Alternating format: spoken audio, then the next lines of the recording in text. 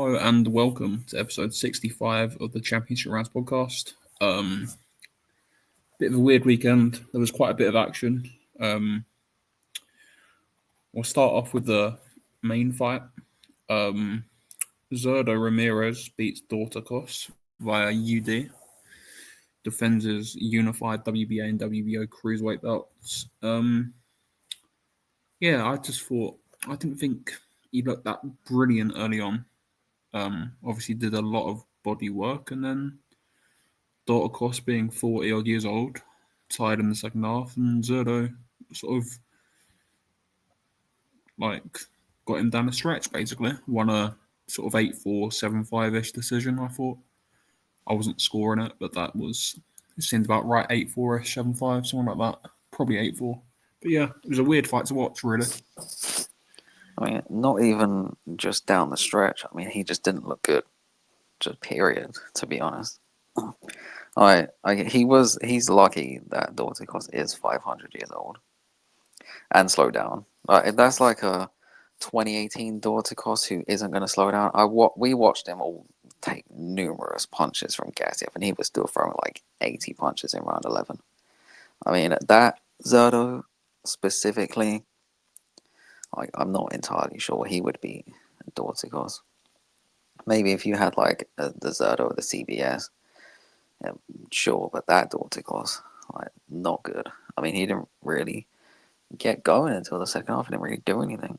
I expected him to do exactly what Bradis did, basically stand in front of him and just move and angle out and just throw those combinations, basically outbox him up close. You could see in real time that that's what was happening though. That Dorticos was probably gonna just punch himself out, like start good, and then just fall off a cliff. But Zurdo started Like, horrible. like he just didn't do anything. I don't know if that was the plan. I may just see what he's got early and then finish strong in the second half. If it Which was, he, it worked, but it was. I feel like it was pretty dumb to do that. I don't think it's a good idea to give someone like Dorticos like an edge or let him work because he might be 40, but he still hits very hard. This is dangerous. Like, you could just start early and just dominate him, not give him like any momentum. And he was down at a halfway mark. Well, at least I thought he was. I, It probably was. I mean, there's really no argument for Zurdo being ahead. I mean, if you're as generous as you can be, maybe 3-3, but yeah, it wasn't great. He really Like, just went off Dorticos' fatigue, to be honest. like, yeah, he caused the fatigue, I guess, because he did throw a lot of body punches, but like also Dorticos' age caused the fatigue and how inactive he is. He's fought like 5 rounds since losing to Bradis, pretty Again, much. 5 years ago, almost. Yeah, 2020, he's fought 5 rounds. Like, he's had 3 fights, but they've gone a total of 5 rounds because he hit so hard. Um, he outperformed for a combined 5 rounds in 5 years, I guess. I just There's wish we probably would have got an even better version if he at least fought once a year, fought a viable opponent once a year or something. or at least get more rounds. Like, go rounds.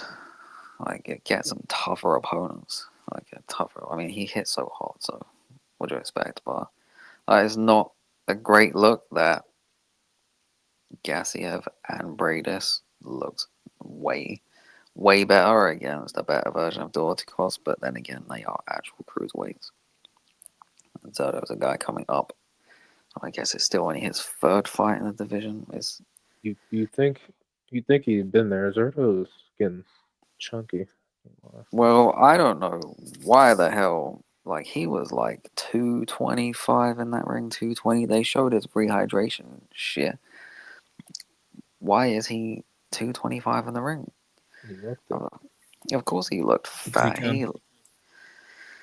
can. It's just someone keep the bloody fridge away from him, man.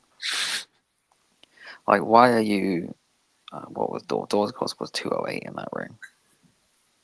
Why are you that much heavier than Dorticos? Dorticos is a big cruiserweight.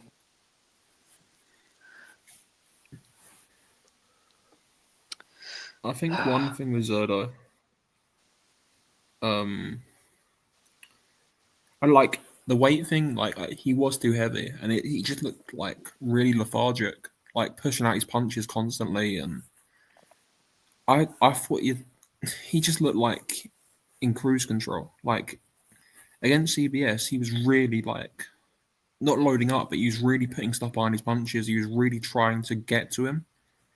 In this, it's just like, oh yeah, I'm just sort of coasting here, and you know, I'm gonna win anyway because he's gonna tire, and I guess it worked. But like, it just looked like he couldn't be bothered really. Like, it was just such a weird performance, and yeah, like, I think he did do some good work to the body in the first six, and that's probably contributed to Dorticos slowing. But yeah, it was just a really weird performance, man. And yeah, he can't. If he fights like that against Obatiah, he's getting taken out inside like 4 or 5 rounds. Yeah. But I don't know if he will It's, because well, you think he'd take it more seriously against Obatiah. Like, if your whole thing is like, oh yeah, your fast feet, and you get those angles and footwork and the hand speed, like, don't rehydrate 25 pounds. It's probably a smart idea. yeah, And, like, Obatiah is not, he's not an old Dorticos or a shot-worn, pretty crude CBS or insanely inactive, also not the best Gulamirian.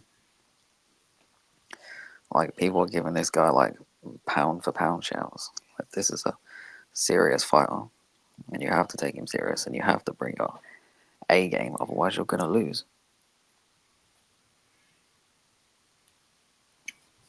yeah, yeah, and maybe it's because this is like if you look at the last two, it's Glamar and Ben Smith, and like this is maybe a bit of a letdown from that. Like one's for a world title, one's for a unification. Now, like what you doing? Maybe it's because of that. I don't know. But he really didn't like perform very well, especially early on. He just looked dreadful, man. He looked overweight. He looked slow, sluggish, and it's like maybe he did the weight wrong and put it back on like loads of water. I don't know, but man, I mean, he didn't look good. he can't. He's just not that big. He can't be needing to take that much weight off what he can because he can't stop eating. Clearly, but he shouldn't be like so dehydrated. He has to do some crazy shit like that. I get it. Like, if you're like a massive guy for the weight, like, yeah, sure, putting on 25 pounds, okay, we see it a lot, but not a guy that's come up from super middleweight. And like someone who looks he's not like he looks comfortable at the weight. I mean, even when he was lighter against CBS and Gulamirian, he was still a bit fat. Even light heavyweight and super middleweight, he was never trimmed and like muscly. He's always just been one of those guys. It's not great. Well, he wasn't great, and that's not great. I was like pretty confident he'd beat Obatiah, but man, if that one shows up, no chance. Absolutely no chance. Like, but his toughness and chin would maybe keep him from lasting a distance, and Obatiah's not great stamina late on. Like, that's probably, if that one showed up, he'd win rounds just because Obatiah just slows down in the last 4 rounds. Or he'd just win 8 rounds in a row, dominant, then just lose in the last 4 rounds. Yeah, which is sort of what Obatiah's been doing against good guys, like just sort of. Yeah, Well, just I say one good guy. guys, Just one guy. Yeah, just in the rematch, which was one fight where he looked good, dominant, then yeah, just fell off. Yeah. But yeah, it was an interesting fight. I quite enjoyed the fight early on, but then yeah, it just sort of transcended into Dorticos not being able to keep up. It was a fun enough fight. Um, and yeah, that Opataya fight, hopefully it happens, but who knows? Like with Opataya, he could just dig up some random, like, I don't know who's been fighting at York all recently, but he could just dig up one of those to fight, because it's Opataya. He does that type of thing. Bring up bloody Adrian King. Yeah. Adrian King. Yeah. Else around this card, the one of the better fights on the undercard, on paper at least. I was very wrong about Floyd Schofield, Tevin Farmer. Very, very wrong because I didn't think Tevin Farmer could be blasted out like that. He hadn't been stopped since Pedraza in 2012. And yeah, Floyd Schofield just goes in there and ices him in about a minute and a half, which I didn't see coming at all. Well, to be specific, it was 78 seconds. Yeah. Yeah. It still dropped him twice in between. Yeah. Fair. Fair. Yeah, Yeah. fair enough. Yeah. Fairs. Yeah, that's Fair what play. he say. Fair play. You know? There's really not much to analyze. He kind of just he just chinned him. Just I guess out and iced him. like Like you can't really talk about it. I get like a lot of most of his stoppages have been in like the first like 2 rounds, so I guess it kind of makes sense. But it's Tevin Farmer. I mean, It's Tevin Farmer. he's a known great defensive fighter. And look, we just did Zepeda. I know it's different styles, but still, he caught him and great finishing ability. He just went in there and It's like he didn't took him miss a out. punch after he I landed don't. I don't think he did miss a single punch. because the accuracy was kind of crazy. The 1-2 that dropped him might have been the first punch he threw. Like, it was so early in the fight. It was like 30. It was like 25 seconds. And yeah, like if that was that. I guess. Yeah. Best fight on the card was the first fight on the main card, and it was over in Felt like it was a lock to go 80 the seconds. distance, too. Yeah. It's sort of weird with Schofield. Because he can punch. Yeah. This is going to sound really weird, like I'm slagging him off when I'm not. But that fight doesn't answer the questions that I had about him, if that makes sense. It's a really good performance, but like it's sort of like Ben Whittaker, Liam Cameron. Like the questions were, how do you handle it when it gets a bit late and you're down or whatever, or you maybe getting outboxed a little bit, or there's defensive movement that you're not used to, and all this stuff. And it's just over that quickly that you don't really get the answers. He needs a better like both fighter really good to drag him that far. He needs a better fighter to drag him that far to like show different things. This was what Farmer was supposed to be, but yeah, he decided that's not the guy to do it for him. Yeah, I'm real, man. I was just like, what the hell's going on? I look after the Farmer's already down. Like Hiron showed, but look how weird Schofield looked in that fight. In the Hiron fight. Yeah. Hurt multiple times. Like maybe that was like advice from his corner. I mean, they were telling him to box in that fight and not be stupid. Maybe they were like, yeah, this guy's old and not really a lightweight. Just go take him out. I don't know. Maybe just one of those ones. He just caught him. Maybe he was gonna box. He just caught him and then took him out. You don't get paid for overtime. So get him out of there. Great performance, man. One of the weird fights on this show, Julian Rodriguez against Avius Griffin. Like, yeah, you're always pretty wary with these guys who have these high KO ratios. They're unbeaten and they're American, and for some reason they haven't been signed by any top promoter. You're always a little bit wary of him. And with Rodriguez, like, he's just way too quick for him, and his feet were way too good, and he was outboxing him pretty comfortably until he got dropped in the eighth, and then he gets back up and basically starts doing it again, and then stops him with about 3 or 4 seconds to go in the fight, and it was just like, yeah, that's why nobody had signed him before this, essentially. I'd watch Julian Rodriguez get battered and stopped by Pedraza a couple of years ago, like in the building. And see, I didn't think he'd. I thought he was kind of cooked after he got dropped like that. But Yeah, I thought he fall apart as well after he got dropped.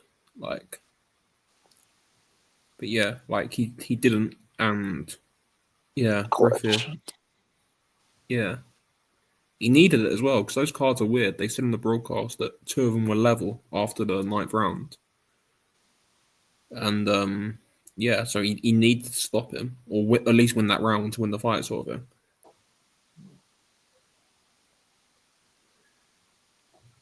it was fun.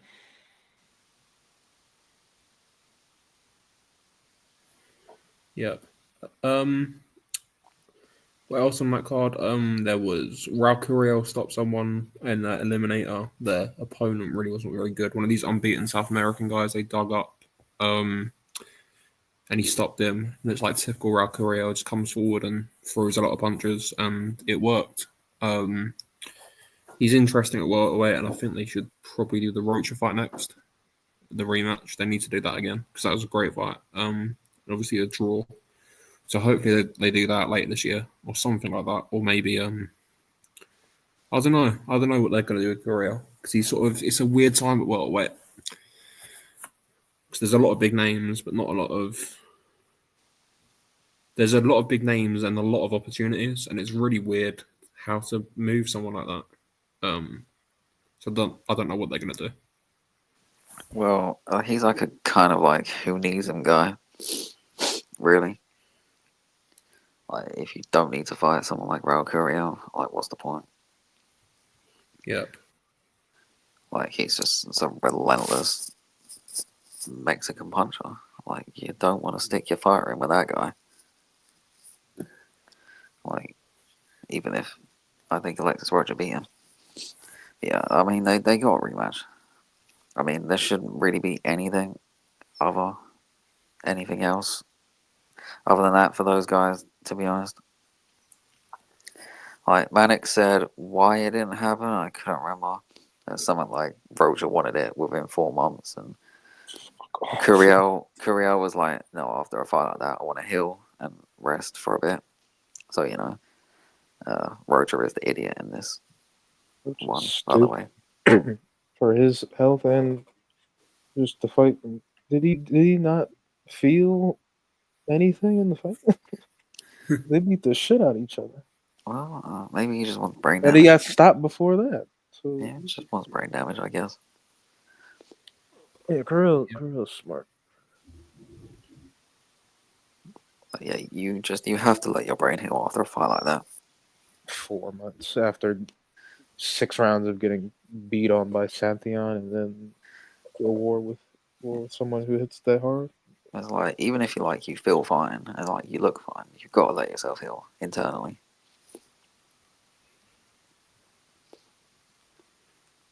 Yeah. Yeah. Hopefully they do it later this year.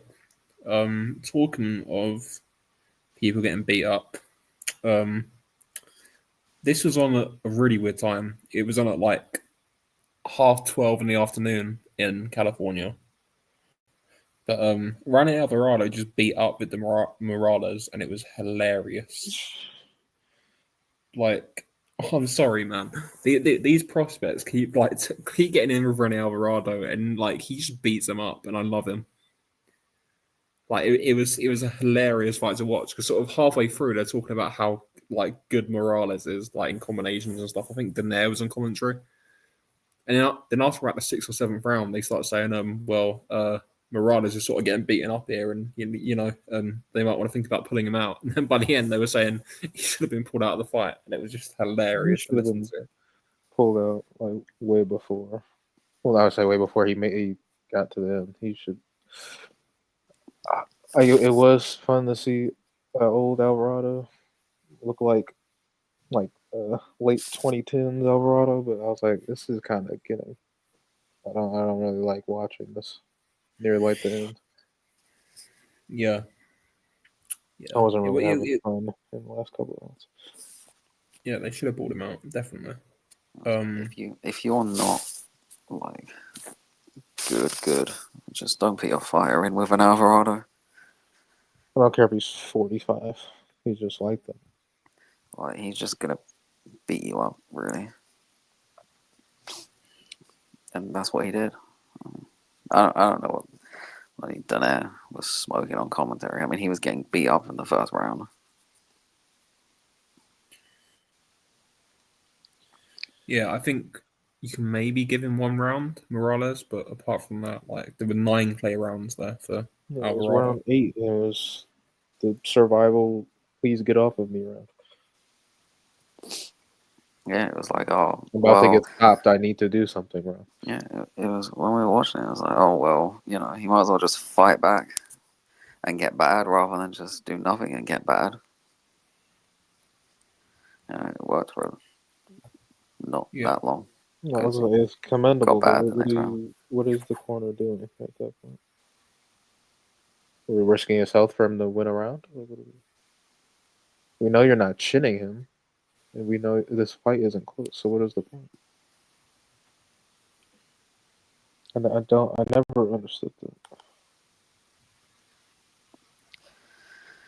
that. Some corners like to be tough.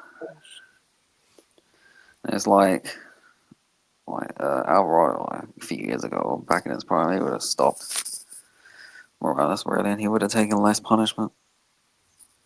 Yep. Yeah, you would have done.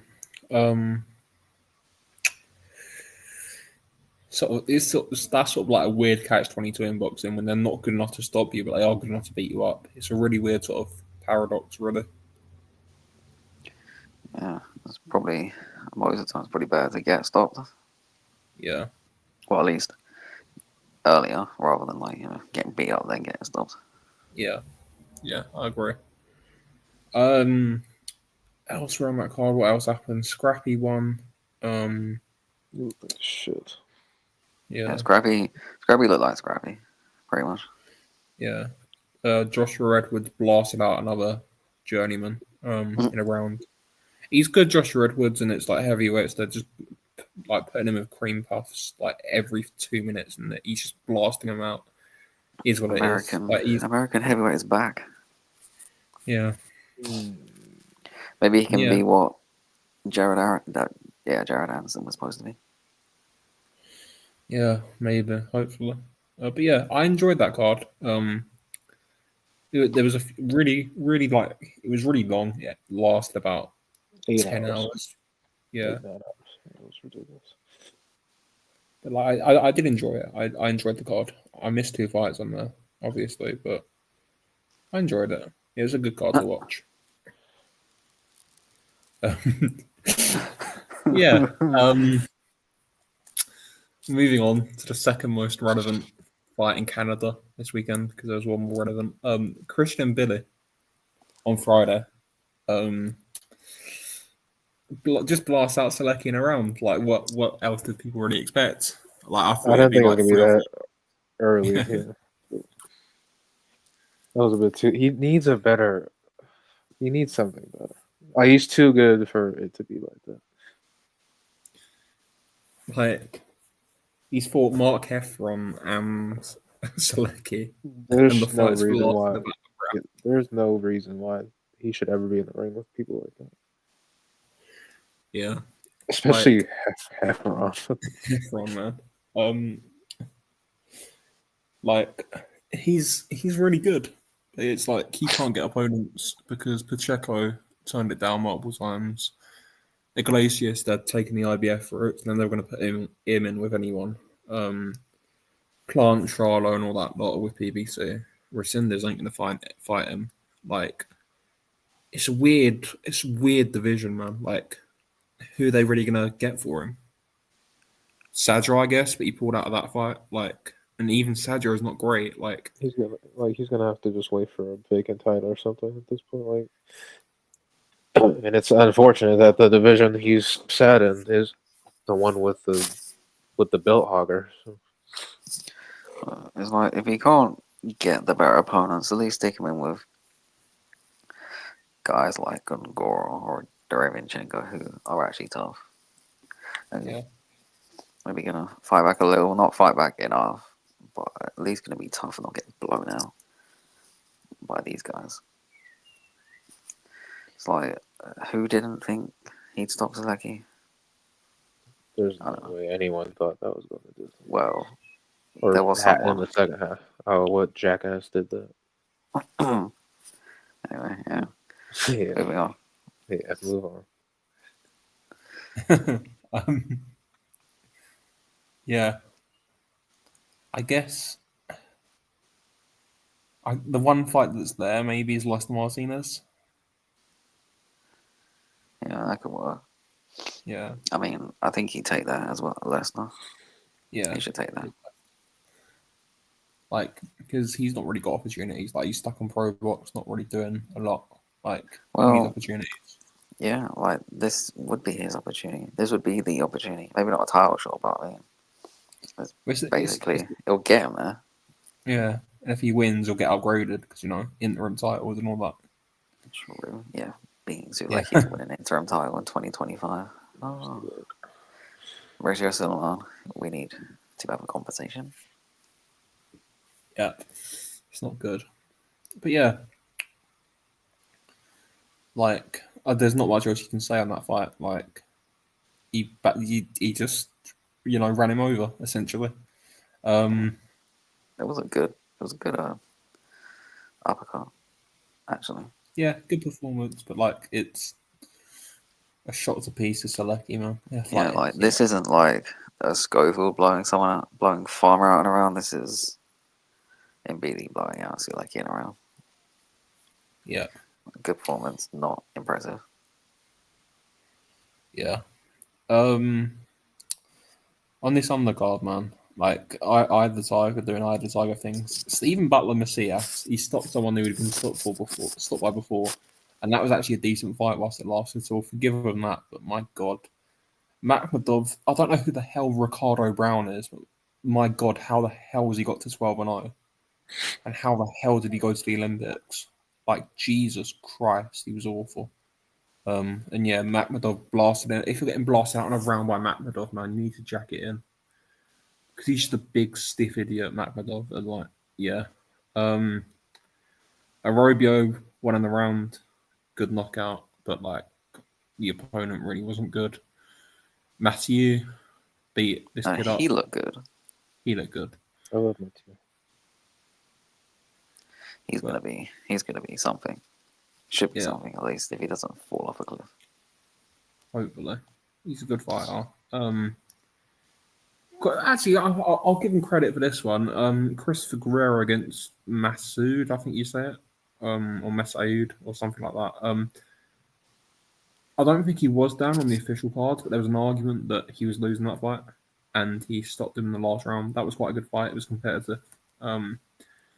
But yeah, I don't think Christopher Guerrero is going to do much. Being honest, like, he'll be a decent sort of fun level fringe contender, I guess.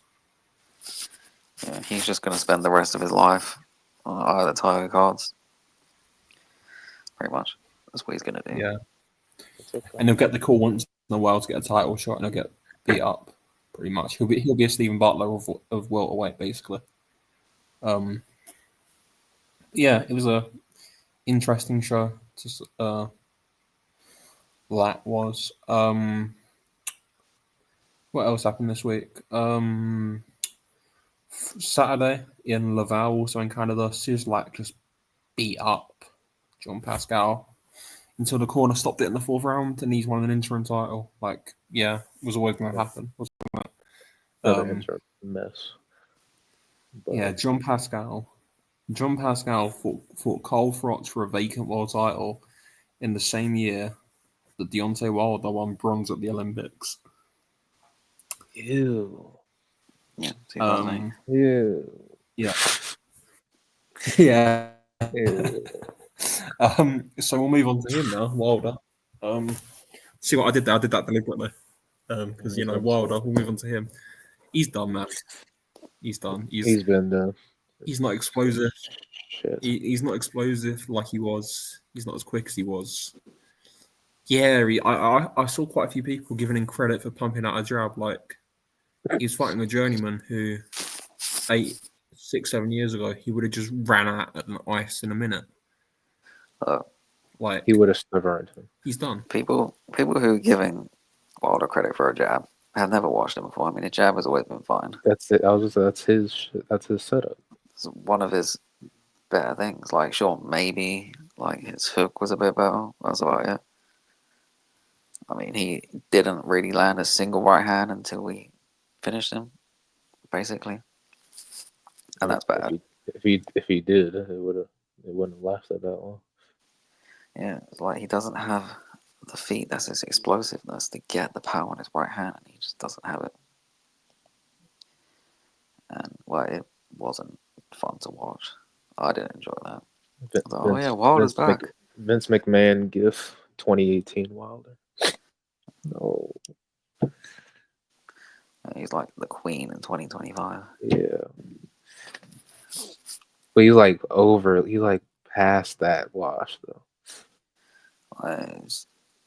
7 rounds with Tyrell Herndon. A couple years ago, I was chinning him. This is a knockout of the year. I might even win knockout of the year. That's how bad it would be. Yeah, we'll have somebody, I don't know, he hit him so hard. He's feeling it in Brazil. Type of commentary, that's how bad it would be. And now he's looking terrible. Like, genuinely terrible. Going 7 rounds. The only thing that I liked is that he was lighter than he was against Fury. He's not in the 230s anymore. That's good, I guess. I don't really know. There's no way to gauge it against an opponent like that. Well, I can gauge that he's absolutely finished. Well, we already knew he's finished. I gauged that ages ago. He clearly hasn't. And he has another new trainer. That's brilliant. It's better. Like, it's an improvement. But whoop-de-doo. Like, yeah, buddy, you're 40. You should have done this 10 years ago. Like, actually get some boxing skill and not be a right-hand merchant. It worked. But that's... it worked because... He had no reason to believe that it wouldn't work, though. So it worked because it's heavyweight. Like, he's losing numerous times in lower divisions where skill matters more. I'll just chin everyone in every fight. yeah, he'd be a journeyman like 2 weights below. But heavyweights are just a bunch of big dummies. So. Yeah. I just don't want to see him fight again. He's made enough money. Like, just call it a day, man. I don't want to see him out on his back against someone like Anthony Joshua at this point. Like, it's just a shell of himself, and he just gets blasted out by someone. Like, I don't want to see that. When a lot of people probably would have picked him, like, not that long. Like, it feels like long ago, but it really wasn't that long. Well, I want to see it. You know, one of them deserves to get laid out on their back for not making the fight. Double. Yeah, one of them deserves to get chinned for not making the fight when it should have been made. So make it. Like, why not? I mean, they both punch hard and they're both vulnerable and they're both washed. Just stick them in and see what happens. I'm just sad it's not gonna like they most like 99%. They probably will fight, but like it's not for anything anymore. When it was a thing, like when it was in its talking prime, it meant something. It was going to be for multiple belts, and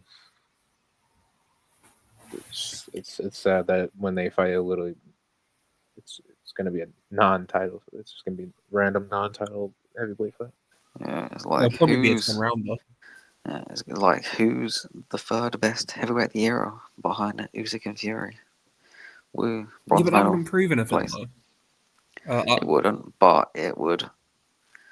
That's I'll the only tell you talking. who There's is, no by the way. talking point for it anymore. It would for a lot of people. They'd be like, "Oh, he's beat him. He's better." I'll tell you who is the third best of this era. Daniel Dubois is, but people won't want to hear that. It's not his era yet. His era's coming. It's going to start soon. Well, his era might not He's be one of coming, these. but it's like he's not part. I mean, he's kind of part of it because he's there now, but he's not really part of the. He's a Fury, multi-era AJ. fighter. He transcends Wow. eras. It's always been the Daniel Dubois era. He probably doesn't even know how to Yeah. spell era.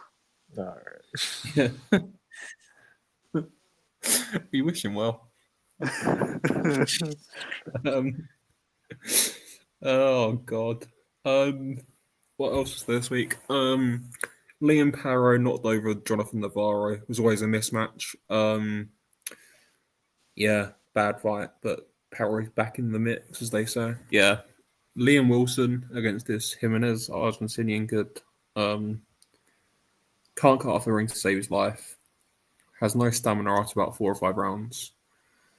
And it seems like his power was gone now as well because he couldn't put a dent in him really. And yeah, if you're any good at body shots and can not get stopped in a few rounds by him, you'll beat him. And he's right there for anyone at 130 to just smash to pieces. To be honest, like, 'cause he's really not very good, but he's got a name because of stupid WBO rankings. But yeah, It sucks that his prime. he was very is lucky to win that fight. It sucks that his prime is 2 stoppage losses. To be honest. Could have won one of them. Like it's like with Liam Wilson, at least like back in the day, he was being terrible but stopping people. Now he's just being terrible. Like back in the day, he was like a 130 Callum Simpson, because they're both like terrible, but they're massive for the weight. And they can punch, I guess, and they're just stopping people while being terrible. And now he's just being terrible. Right, this is gonna happen to Callum Simpson soon, eventually. What do you mean, man? He's gonna be undisputed. Undisputed. I can't even keep it straight. Alright, just keep that. I can't even think of a joke for that. Yeah, It doesn't. that's the. Yeah, it's just like what's the point? Like he didn't stay at 135 because he looked terrible there, and he was like, "Oh yeah, let me go be massive again against everyone at 130. I can just chin him." I'm like, well, you can't because now you're washed. And probably drained. Yeah, like you're drained, but now you're washed and drained, so you're just not stopping people and you're looking terrible against them. Like, yeah, sure, he won, but I mean, he just about won. Like, he squeaked it out. Which means it's time to pack it in. It's time to stop being a. And move up. It's time to stop being something and move up. Just move up. Like, what is wrong? You moved up already. Just move up. Stay up. 135. Oh, he'll get served up to someone soon, and he'll get beat up, and then he'll go back to headlining low limit pay-per-views because that's what Australian boxing is now. Look, it's just like move up to 135, and I don't know, fight George Cambosis on a pay-per-view in Australia? That would actually happen as well, wouldn't it? Yeah, like, It's why not? unrealistic, but stop, please stop. Why not? Like George Cambosis, I know he fought 140, but he can still fight a lightweight. For his sake. And his then, brain cells. and then when Cambosos beats him, you can have Liam Parrow, can't you, on a pay-per-view? No. Oh my god. Stop. Yeah, well, Yeah. I don't know. Well, you stick someone in with him. We get a prospect and stick a prospect in with him at lightweight, not 130. Kamel Moten against Liam Wilson. Okay, what do we do? All right. That's enough. Yeah, That's enough. on a prelim of a pay On an per untelevised prelim. Recorded by on Instagram's live. Instagram live of him Or- just chinning Or Liam Wilson. a vertical Instagram live stream. Yeah. The only other fight I can really think of this week, apart from all these prospects getting knocked out by journeymen in the UK, which has been pretty funny. There's been like 5 this weekend. Brad Ray, Shaq, and Pitters, they just stood in the center of the ring and beat the hell out of each other for the European title. Brad Ray winning a really close decision. Wasn't the highest level fight, but it was really, really fun. Really, really good fight. And yeah, it was worth a watch if you haven't watched it already. It was really, really fun to watch.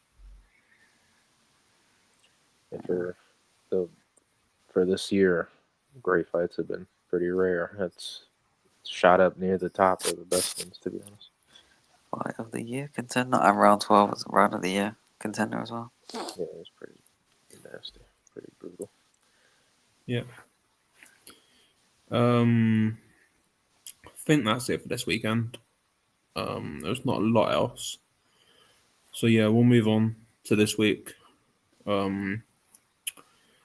We'll start on Wednesday, I guess. Albert Batagaziev is fighting Jazza Dickens for the interim WBA 130 in Istanbul on Wednesday. Interesting. Yeah.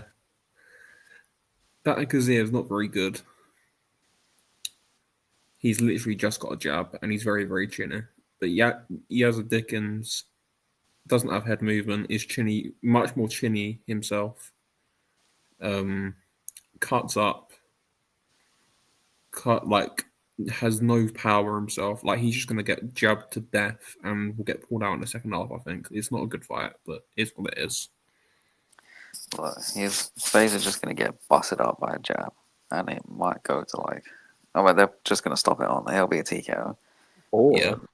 Or since they're both chinny, it cancels out, goes a distance.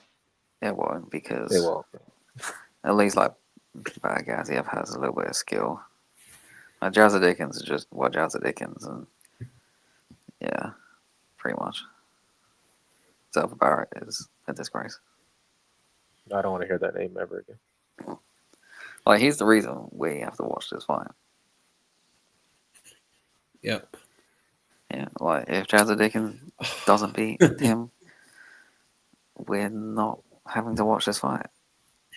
But Like, we're having to watch Batagaziev versus Zelfa. Like, look, if Jazza Dickens wins, like, he'll probably become a world champion because he'll get upgraded at some point. And then do you know what? You just upset me. Yeah. The politics behind that would lead to Ryan Garner versus Jazza Dickens for a world title. Yep. Frank is back. Because we all know who Jazza's manager is, and we all know who Queensbury's matchmaker is. So, we wish him well, but he's not winning. He's not winning. I hope he's not winning. He shouldn't win. He better not win. The only other real fight on this card, because there's like bare knuckle crap and all that rubbish that the IBA are now doing. Hovhannes Bachkov, who was an international amateur, medaled at World Championships, went to multiple Olympics and stuff. Really good amateur. Is fighting Undong Jenny for some WBA bum belt. which should be a good fight. Undun Jemmy just beat Nesta Bravo, and he's been in with some decent guys. Went the distance with Tito Mercado. Muratai went the distance with, got stopped by Bob Boza. Went the distance with Haney. Like, he's a decent level journeyman, I guess you could call him. That could be decent. I think Batchkov will win though. Batchkov's really aggressive. He's really fun to watch. He's not like a typical amateur. He's a sort of high guard, come forward, throw loads of shots type guy. So he's fun to watch if you haven't seen him before. But yeah, there's not much else in that show at all. But at least there'll be some action, unlike on Saturday in Manchester. Because I didn't know they could do it, but they've finally done it. Matchroom Boxing have made the worst fight they've ever made as a main event. Jack Catchell against Harlem Eubank. Yeah. Slugfest. I'm just saying. No, it would be pretty poetic for a fight so garbage on paper to be good, actually. But I don't have faith in that. So. Well, I mean, Jack Harrow, he just doesn't do anything. And it makes his opponents not do anything. And that's why all his fights are terrible. Like, because he could fight the most action fighter in the world, and somehow they'd end up throwing 10 punches around, just staring at him. Like Eubank, I mean, he looked good in his last fight. But he's probably not going to turn up. He's probably going to do nothing.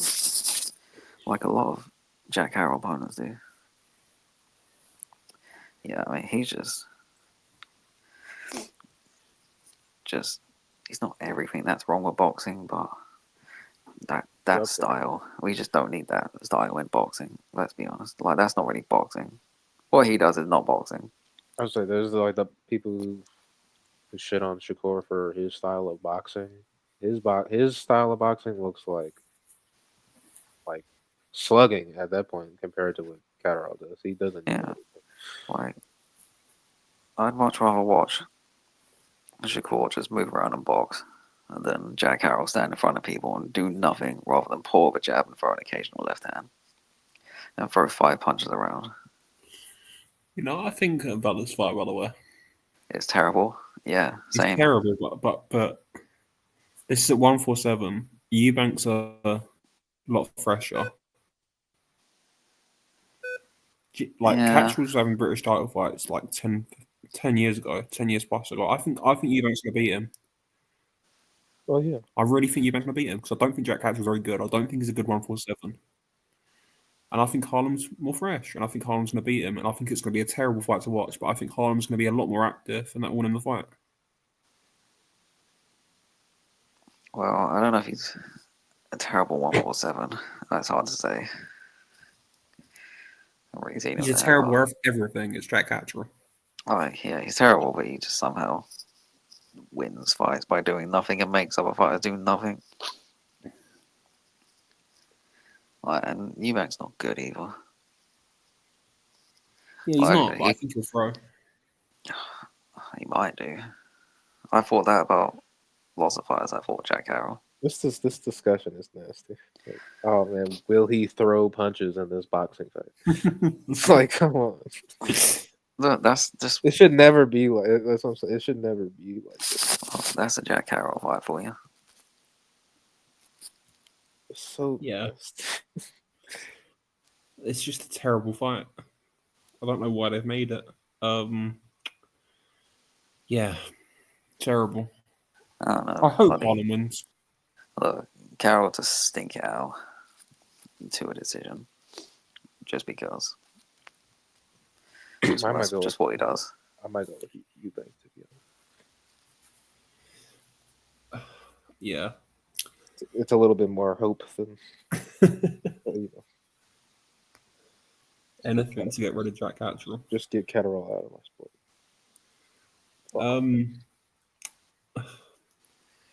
Joe Cordina's back against a random journeyman no one's ever heard of. Over 10 rounds at lightweight. I don't know, man. The fact this is chief support on a Matchroom show, it's just Yeah, I mean, like, a couple of the fights aren't that bad. But Like, to Fiaz your versus guys' Murphy. standards, man, it's Fiaz versus Murphy is not a bad fight.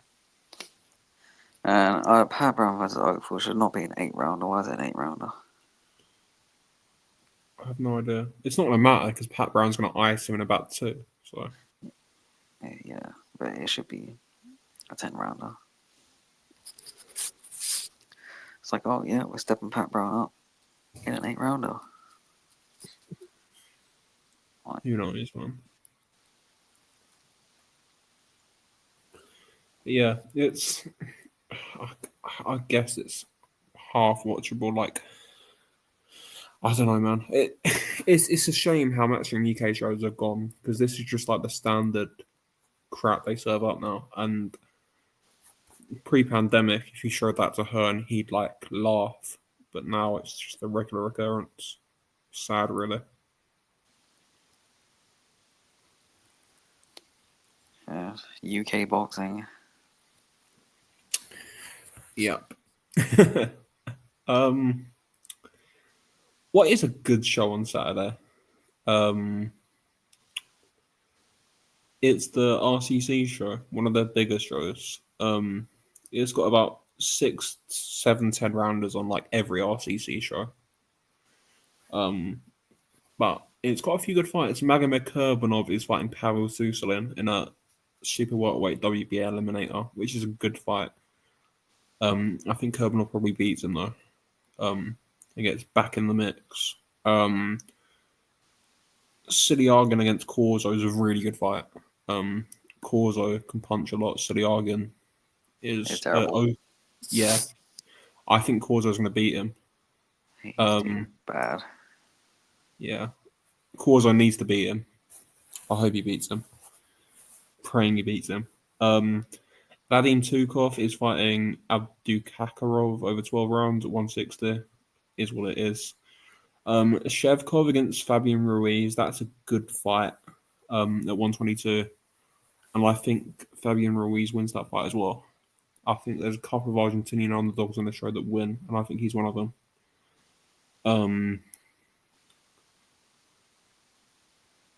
Yeah. Quarantine.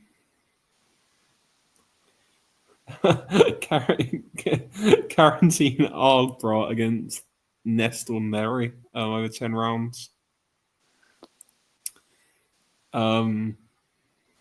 That's I don't know about that fight. Agraba, or however you say it, should win. I don't even know how to say that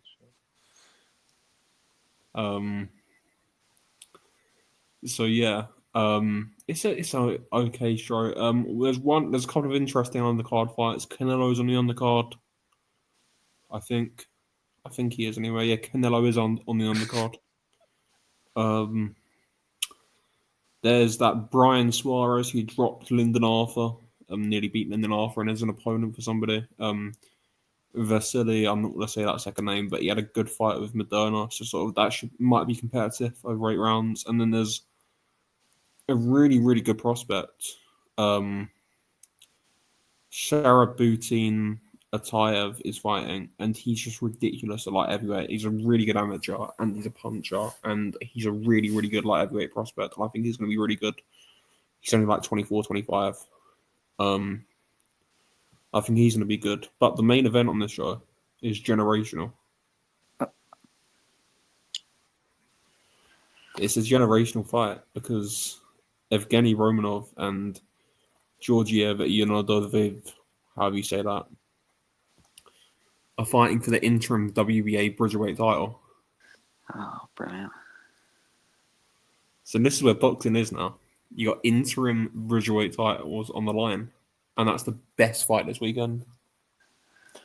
Well, actually, I saw there's a interim silver WBC title now. Has that been a thing? Never seen that before. Yeah, all these belts, man. All these belts and belts and belts and belts. Yeah, it's not good, is it? It's just ridiculous. I don't think there's anything else this weekend. I think there's a European title fight somewhere. Cristobal Llorente is fighting in Barcelona, I believe, but like, there's nothing else, man. Yeah. Derevianchenko, he's fighting tomorrow on Country Yeah, Box. country box, yeah. That's about it. He's fighting on Country Box. Yeah, he's the Yeah. main event of Country Box. The sport's dead. Let's just pack it. A 40-year-old Derevianchenko fighting on country box. It's brilliant. He's Isn't fighting Jeremy Ramos. it? There's the most boring fight in the world, Kenji Fujita fighting on Saturday as well. So yeah, it's not looking good. But we'll move on to the news quickly and just get that out of the way. There's only really one or two bits of news. Ryan Norman's apparently fighting Haney in November, according to Mr. Turkey. And I've no idea. I have a pretty good idea of how that fight's going to go. I think that fight's going to be hilarious. I think it's going to be Haney outboxing him for like 4 rounds.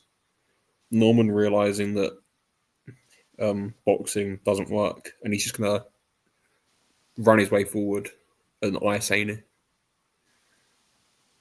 And that's why I think that fight's going to go, essentially. Yeah, I mean, like, he's either going to chin him. He's either going to chin him or Haney's going to outbox him.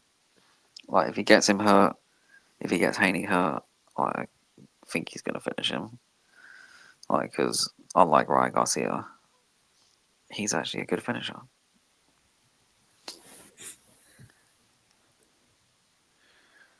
We pray this fight happens.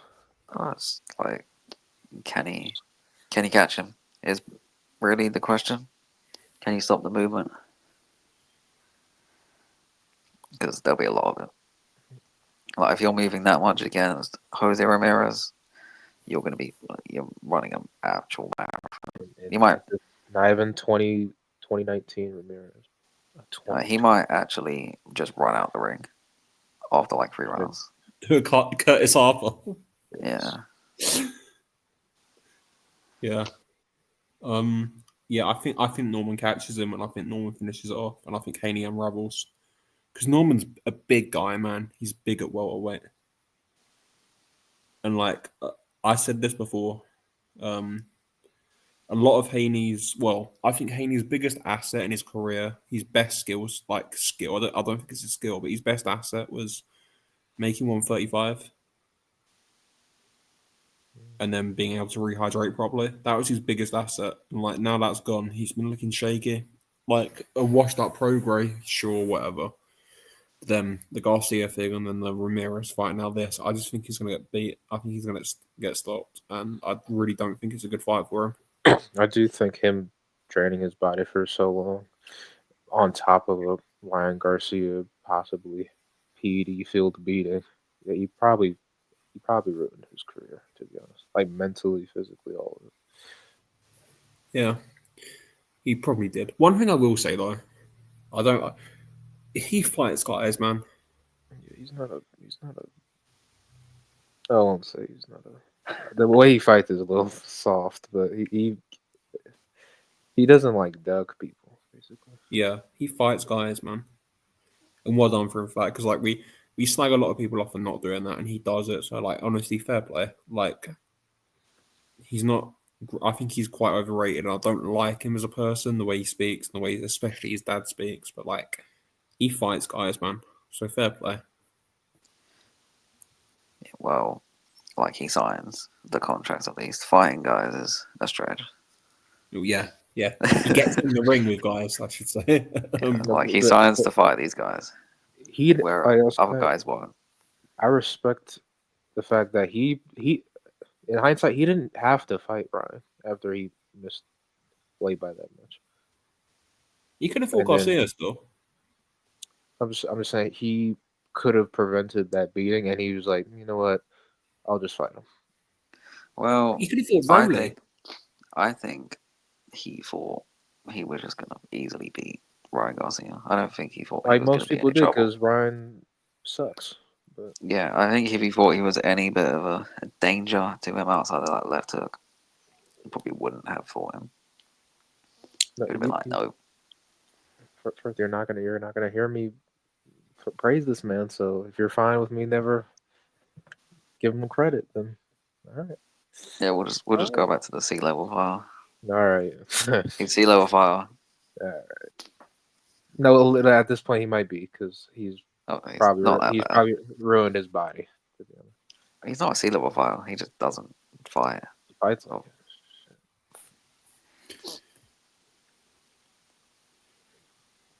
But yeah, respect for him for fighting, but not really fighting. Let me stop talking. Yeah. Look, he gets in the ring with these guys. Shout out to him. Yeah. And yeah, the other bit of news, the gimmick fights happening again in September. But yeah, you know. Yeah, they're gonna kill. I mean, look, if they actually do what they said they were gonna do after in the press conference, post-fight press conference, I want Eddie Hearn and Conor Benn locked up for murder because they said they want it at 157. One, he's trying to kill him. Why are you like Eubank's team needs to just not let it be a thing. Like, I don't know if they're gonna have it, but they did say that in the post-fight press conference. I get that the fight was good, but it was only good because Eubank was a skeleton. So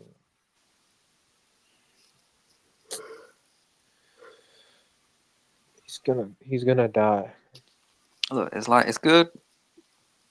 It was a good fight. Just leave it as it is because if the second one's terrible, you just like ruined everything. The second fight of their dads wasn't good either. They're following the script. Yeah, so we're gonna have a controversial draw in a fight that Conor Benn should win. Going by the rematch. I don't like the sound of that either. He was just yeah, please no.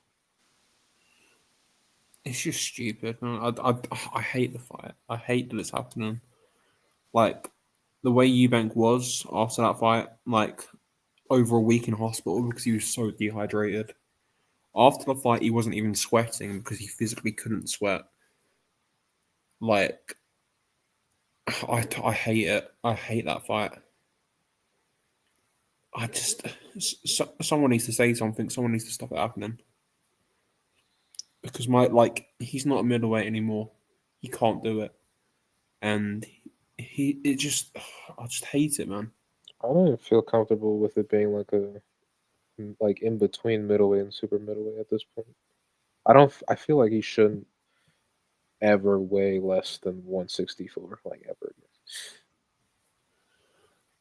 Yeah, or, I mean, like 167.